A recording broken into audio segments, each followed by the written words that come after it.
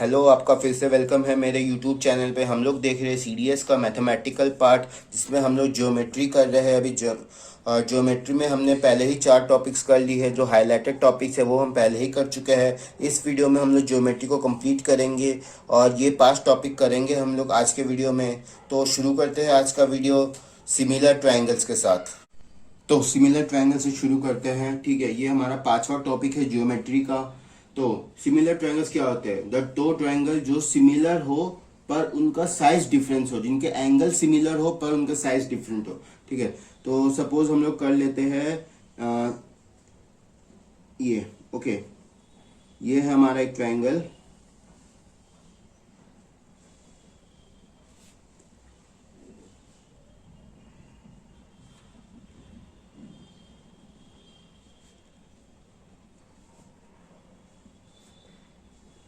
ठीक है, ये जो दो ट्रायंगल है, ये दो ट्रायंगल सिमिलर ट्रायंगल्स है, क्योंकि इनके ये एंगल जो है इसके बराबर है, ये एंगल इसके बराबर है और ये 90 डिग्री है। ठीक है, तो सिमिलर ट्रायंगल क्या बोलता है? सिमिलर ट्रायंगल हमारा बोलता है उसको साइज से मैटर नहीं है, पर उसको एंगल्स जो है दोनों ट्रायंगल के सेम होने से उसको हम लोग सिमिलर ट्रायंगल बोल सकते हैं। अगर हम लोग एक छोटा ट्रायंगल लेते हैं, सपोज इसको हमने ले लिया, ये है 90 डिग्री, ये हमारा है एक, ये है। ठीक है, तो ये ट्रायंगल और ये ट्रायंगल भी हमारा सिमिलर ट्रायंगल होगा, क्योंकि ये साइड इस साइड के बराबर है इस एंगल के, और ये एंगल हमारे इस एंगल के बराबर है। तो हमारे ये तीनों ट्रायंगल सिमिलर ट्रायंगल है एक दूसरे के। ठीक है, इतना समझ गए? यही है हमारा सिमिलर ट्रायंगल्स। तो अब आगे बढ़ते हैं। तो अगला टॉपिक देख लेते हैं। अगला टॉपिक क्या है? The concurrence of median and altitude. ठीक है, हमको सबसे पहले देखना है मीडियन एंड एल्टीट्यूड निकालेंगे हम किसका? मीडियन एंड एल्टीट्यूड हम निकालेंगे ट्रायंगल का। ठीक है, तो सबसे पहले मीडियन ले लेते हैं हम। मीडियन ले लेते हैं, मीडियन ऑफ ट्रायंगल। ठीक है, इसको मैंने शॉर्ट फॉर्म में लिखा ट्रायंगल को, मीडियन ऑफ ट्रायंगल। ठीक है, तो वो निकालने के लिए हमको क्या निकालना है? हमको निकालना पड़ेगा सेंट्रॉइड। ठीक है, इसका मतलब क्या हो जाएगा? हमको क्या निकालना है? हमको निकालना है सेंट्रॉइड। ठीक है, हमको सेंट्रॉइड निकालना है। अब हम सेंट्रॉइड निकालते कैसे हैं, या तो हमको मीडियन निकालते कैसे हैं हम लोग? तो सपोज कर लेते हैं हम लोग, हमको यहाँ पे एक ट्रायंगल दे रखा है। ठीक है, ये हमारा एक ट्रायंगल है जिसके सारे साइड्स अलग अलग हमारे लेंथ के हैं। ठीक है, जिसके सारे साइज हमारे अलग अलग लेंथ के हैं।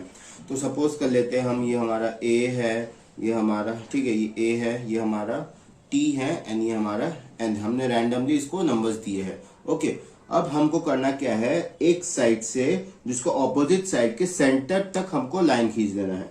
जैसे टी एंड एन का सेंटर क्या होगा? अराउंड इधर होगा, तो हमको ए से इसके सेंटर तक लाइन खींच देना है। ठीक है, इसके सेंटर तक लाइन खींच दिया। अब हमको एन से इसके ऑपोजिट लाइन का सेंटर क्या है? इसका ऑपोजिट लाइन का सेंटर अराउंड यहाँ पे है, तो हमको एक यहाँ ऐसे लाइन खींच देना है। अब हमको टी से इसके ऑपोजिट साइड में एक लाइन खींच देना है, यानी वो अराउंड इधर आएगा। ठीक है, ये होगा सेंटर। ठीक है, ये हमारा स्ट्रेट लाइन होगा। विथ फिगर की कारण ऐसे पता चला है। तो ये जो पॉइंट है हमारा, ये पॉइंट है हमारा मिडिल। ठीक है, इसको एम ले लेते हैं, इसको एम ले लेते हैं। ये पॉइंट, इसको यू ले लेते हैं, इसको हम ले लेते हैं बी, इसको हम लेते हैं रैंडमली जी। ठीक है, अब हमको क्या बोला? हमको ये पता है कि ये लाइन और ये लाइन इक्वल है, क्योंकि ये सेंटर है। ये लाइन और ये लाइन इक्वल है, क्योंकि ये सेंटर है, और ये लाइन और ये लाइन इक्वल है। ठीक है, ये समझ गए? अब हमको मीडियन निकालना है, मीडियन ऑफ अ ट्रायंगल। ठीक है, तो हम लोग MEDIN मीडियन निकाल लेते हैं ऑफ किसका? ANT। ANT, ये तो हमारा ट्रायंगल, इसका मीडियन क्या होगा? मीडियन क्या होता है? यहां से जो ये सब लाइंस है, जैसे AU, NG एंड TB, ठीक है, ये है हमारे मीडियंस। ये तीनों क्या है? एक ये लाइन, एक ये लाइन और एक ये लाइन, ये हमारे हैं मीडियन। ठीक है, ये हमारा हो जाता है मीडियन। और M हमारा सेंट्रॉइड। ठीक है, M क्या है हमारा? सेंट्रॉइड। ठीक है, M हमारा सेंट्रॉइड हो जाता है। ठीक है, तो मीडियन समझ गए। अब आगे देखते हैं हम एल्टीट्यूड ऑफ अ ट्रायंगल। अब क्या देख लेते हैं? हम देख लेते हैं एल्टीट्यूड ऑफ अ ट्रायंगल, ठीक है, ये मैंने शॉर्ट फॉर्म में लिखा है एल्टीट्यूड ऑफ अ ट्रायंगल। देख लेते हैं।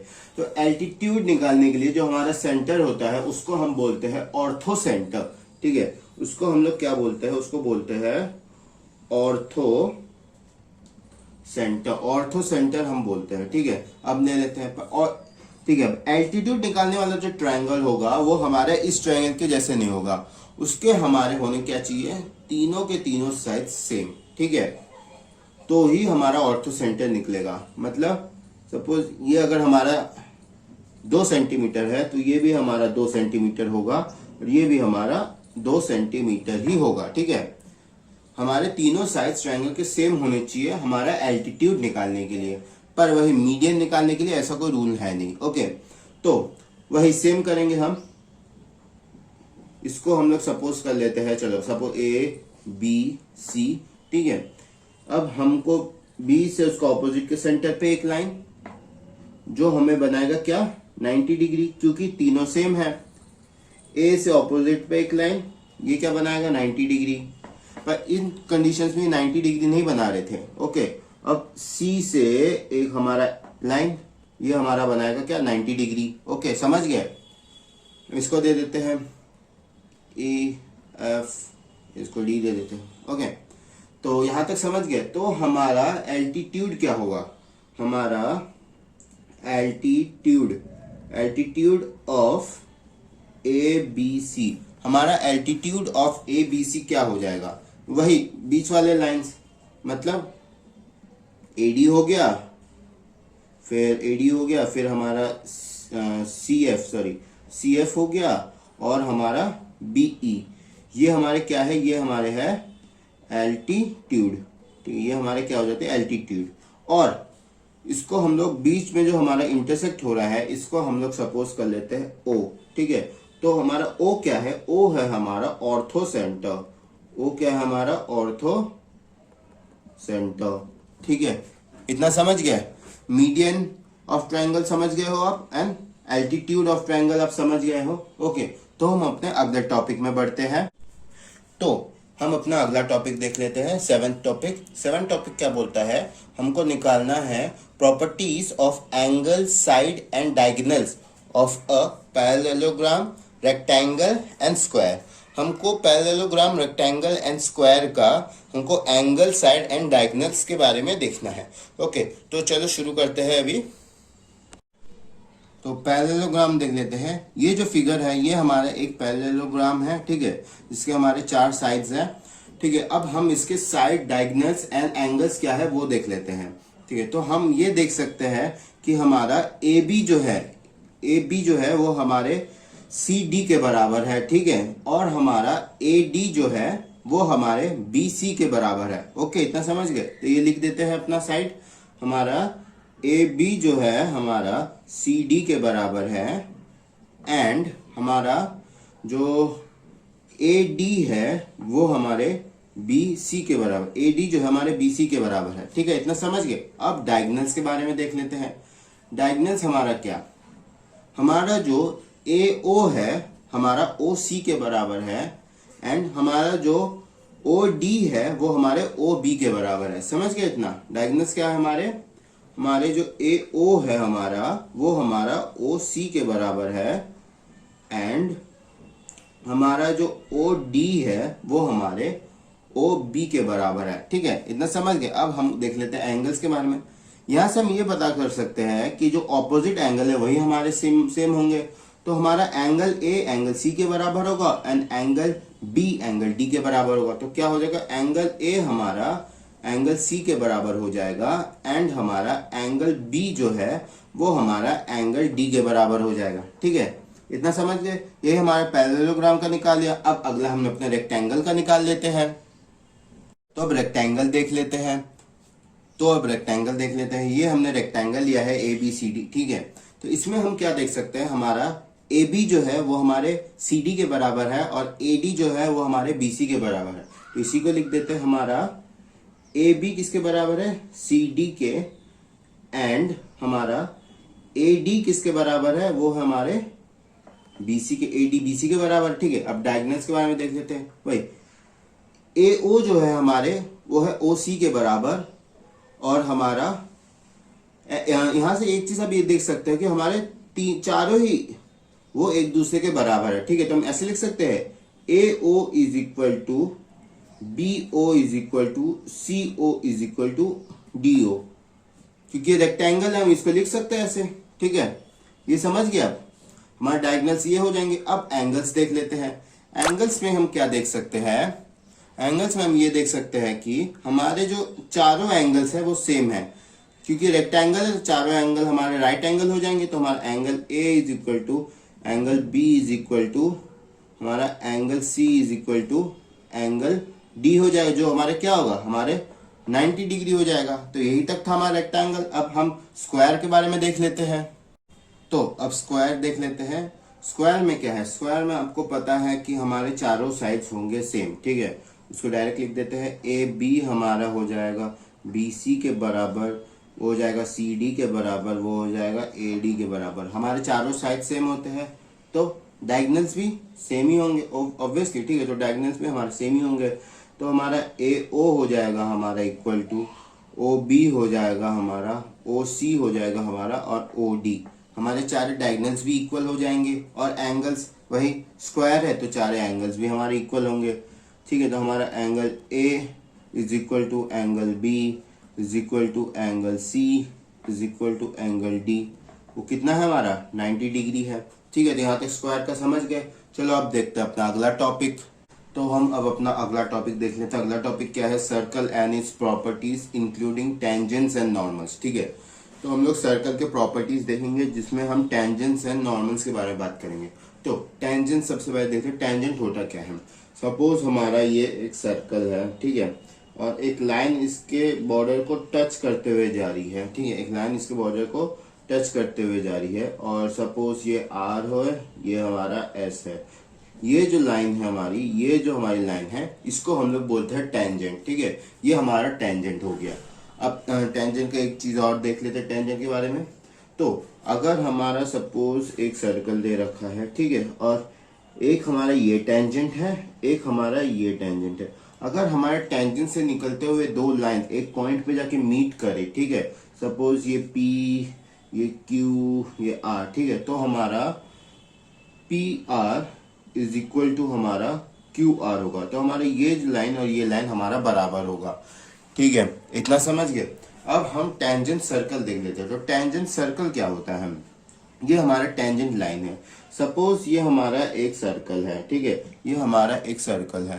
तो इसी के साथ अगर हम इसके बॉर्डर से लगा हुआ एक और सर्कल है, तो ये सर्कल इसका टेंजेंट सर्कल है और ये इसका टेंजेंट सर्कल है। ठीक है, टेंजेंट सर्कल समझ गए। चलो अब एक एग्जांपल देख लेते हैं टेंजेंट के ऊपर।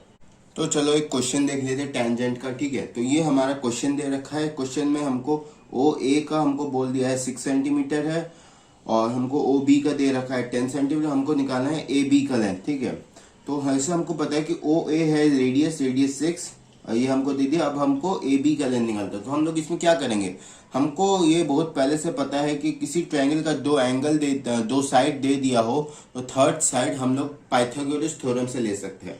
ठीक है, तो पाइथागोरस थ्योरम क्या है हमारा, क्या बोलता है, जो हमारा सबसे बड़ा साइड है मतलब ओ बी का स्क्वायर इज इक्वल टू हमारे बाकी दो साइड से होगा। बाकी दो साइड्स क्या है, ओ ए का स्क्वायर प्लस ए बी का स्क्वायर। हमको ए बी ही तो निकालना है। तो ए बी अगर हम आगे ले लेते हैं, ए बी को इस तरफ ले लेते हैं, और हमारा ये जो है ये हमारा माइनस होकर इस तरफ आ जाएगा। ठीक है, वो हम लिख देते हैं O B square minus O ए स्क्वायर। ठीक है, अब हम इस स्क्वायर को अगर यहाँ से हटा देते तो ये क्या हो जाएगा, रूट हो जाएगा। ये हमारा ऐसा हो जाएगा। ओके, ओ बी का स्क्वायर माइनस ओ ए का स्क्वायर। ठीक है, अब हम ओ बी की वैल्यू डाल देते हैं यहाँ पे। अब हम ओ बी की वैल्यू डाल देते हैं। ओ बी क्या है हमारा, ओ बी हमको दिया है 10 का स्क्वायर, और ओ ए हमको 6 का स्क्वायर दिया है।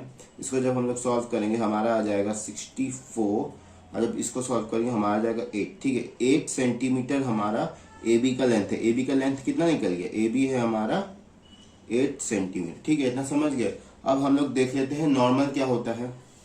अब हम लोग नॉर्मल्स देख लेते हैं। नॉर्मल्स क्या होता है हमारे, उसका डेफिनेशन ये रहा। तो ये हमको डेफिनेशन दे रखा है। डेफिनेशन क्या बोलता है? A normal to a circle always passes through its centre. एक नॉर्मल जो सर्कल के हमेशा सेंटर के बीच में से ही पास करेगा, ठीक है। तो उसका मतलब क्या होता है वो देख लेते हैं हम लोग। तो सपोज हमारा ये सर्कल है, ये सर्कल है, ठीक है। इसके सेंटर से जो लाइन पास करेगा, इसके सेंटर से जो लाइन पास करेगा उसको हम लोग बोलते हैं नॉर्मल, ठीक है। ये लाइन सपोज है हमारा P1 Y1, ठीक है। ये हमारा हो जाता है नॉर्मल। अब हम देख लेते हैं इक्वेशन ऑफ नॉर्मल। अब इक्वेशन ऑफ नॉर्मल क्या है हमारा, देख लेते हैं हम लोग। Equation of normal. अब इक्वेशन ऑफ नॉर्मल देख लेते हैं। तो सपोज हम कर लेते हैं, एक सर्कल दे रखा है हमको, ये सर्कल दे रखा है, ये हमारा सेंटर पॉइंट है और ये हमारा टेंजेंट जा रहा है। टेंजेंट जिस पॉइंट पे इसको इंटरेक्ट कर रहा है, ठीक है, इंटरसेक्ट कर रहा है, वो पार्ट कौन सा है? वो है, हम ले लेते हैं x1 y1, उसको x1 y1 ले लिया, ठीक है। और हमारा जो सेंटर पॉइंट है, सेंटर पॉइंट को हम लोग ले लेते हैं। सोचिए सेंटर पॉइंट को मैं इधर लिख दे रहा हूँ, वो है -g एंड -f, ठीक है। इसको हमने ले लिया। और हमारा जो सर्कल है वो क्या है? हमारा जो सर्कल है वो है, उसका जो इक्वेशन है वो है square y square plus 2gx plus 2fy plus c। ये मैंने उसका बेसिक इक्वेशन लिखा है, ठीक है। अब हम लोग इसको सॉल्व करेंगे। इसको हम लोग किस तरीके से सॉल्व करेंगे? इसको हम लोग सॉल्व करेंगे 2 पॉइंट फॉर्म से, ठीक है। हम लोग इसको 2 पॉइंट फॉर्म से सॉल्व करेंगे। अगर आपको नहीं पता 2 पॉइंट फॉर्म क्या होता है तो उसको पहले देख लेना और फिर आगे कंटिन्यू करना, ठीक है। तो हम क्या लिख सकते हैं? तो हम यहाँ पे इसको जो हम सॉल्व करेंगे, हम, ये है हमारा y1, ये है हमारा y2, ठीक है। ये क्या है? ये है हमारा y2, ये है हमारा x2। इसको हमने -g और -f से लिख रखा है, ठीक है। तो सपोज हम कर लेते हैं y माइनस y1, तो हम यहाँ पे y माइनस y1 को हम ले लेते हैं। यहाँ पे आ जाएगा हमारा y1 आ जाएगा,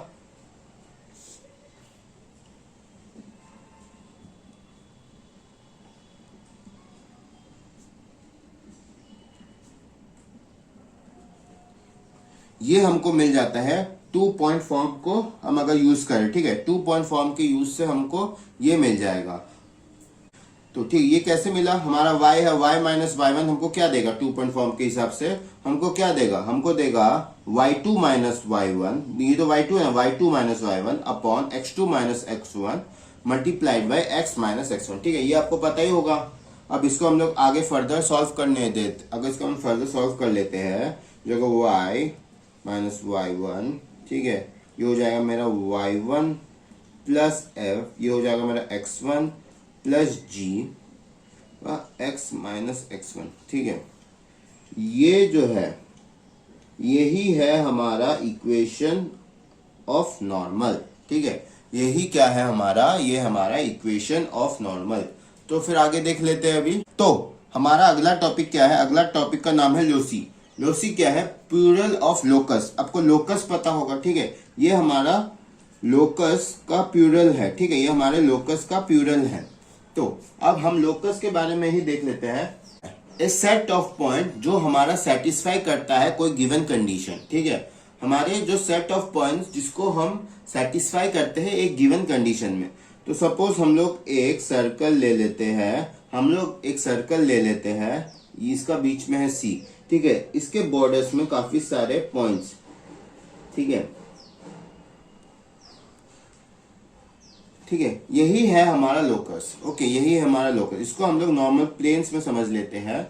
हमारा है इधर A, इधर है हमारा B, ठीक है। इधर एक पॉइंट है हमारा P, ठीक है। इधर हमारा एक पॉइंट है P। तो हमको क्या बोलेगा? हमें ये बोलेगा ये कि हमारा जो डिस्टेंस है, क्योंकि P इसके सेंटर से क्रॉस हो रहा है, तो हमारा PA हमेशा बराबर होगा PB, ठीक है, PB के, ओके। हमारा PA हमेशा PB के बराबर होगा, ठीक है। तो एक क्वेश्चन देख लेते हैं हम लोग लोकस के ऊपर और खत्म करते हैं आज का वीडियो। क्वेश्चन देख लेते हैं। क्वेश्चन क्या बोला है? Find the equation of locus of a point equidistance from A दिया है हमको, x का वैल्यू है 2 एंड y दिया है 0 एंड y एक्सिस। ठीक है, हमको क्या निकालना है इस क्वेश्चन में? हमको निकालना है इक्वेशन जो लोकस पे पड़ता हो।